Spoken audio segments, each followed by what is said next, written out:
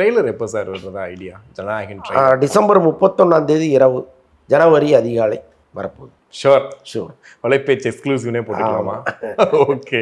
இப்போ ரஜினி அவர்களுக்கு வாழ்நாள் சாதனையாளர் விருது. ஒரு வேட்டி சட்டை கட்டி நடந்து போறாரு, பின்னாடியே அவங்களுடைய பேரன்கள். அந்த ஃப்ரேமே பார்த்தீங்கன்னா நீங்கள் ட்ரெண்ட் ஆகிட்டு இருக்கு. அப்படி நடந்து போகும்போது இவருக்கு வயசும் ஆக மாட்டேங்குது, ஒரு ஆறான்னு சொல்லுவாங்க, அது இவருக்கு தான் செட் ஆகுது அப்படின்ற மாதிரி. ரஜினிக்கு வாழ்நாள் சாதனை விருது எப்படி பார்க்குறீங்க? ஒரு வாழ்நாள் சாதனையாளர் தானேங்க.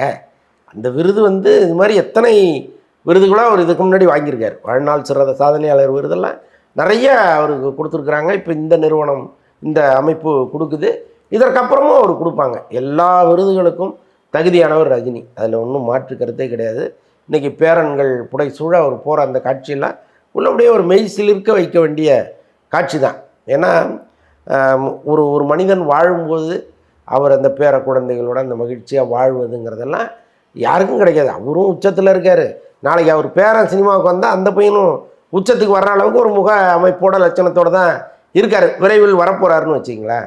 அப்போ வாழையடி வாழையாக ஒரு குடும்பம் ஒரு கலைத்துறையில் ஈடுபட்டு அங்கே ஒரு பெரிய சாதனையை நிகழ்த்துவதுங்கிறதெல்லாம் கட்டாயமாக ஒரு இறைவனால் ஆசீர்வதிக்கப்பட்ட குடும்பம்னு கூட எடுத்துக்கலாம். முன் வரிசையில் மனைவி உட்காந்து கணவருக்கு கிடைக்கிற அவ்வளவு மரியாதையும் அவங்க அவ்வளவு சந்தோஷத்தோடு பார்த்துட்ருக்காங்க.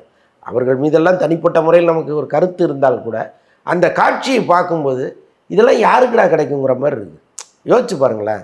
அப்படி ஒரு ஆசீர்வாதமாகவே வாழ்கிறாரு. அப்படியே அதுதான் சொல்கிறேன். அப்படி ஒரு ஆசீர்வதிக்கப்பட்ட வாழ்க்கை. இன்னும் பல படங்களை அவர் இது மாதிரி பண்ணணும். இன்னும் ஏராளமான விருதுகளை வாங்கணும்.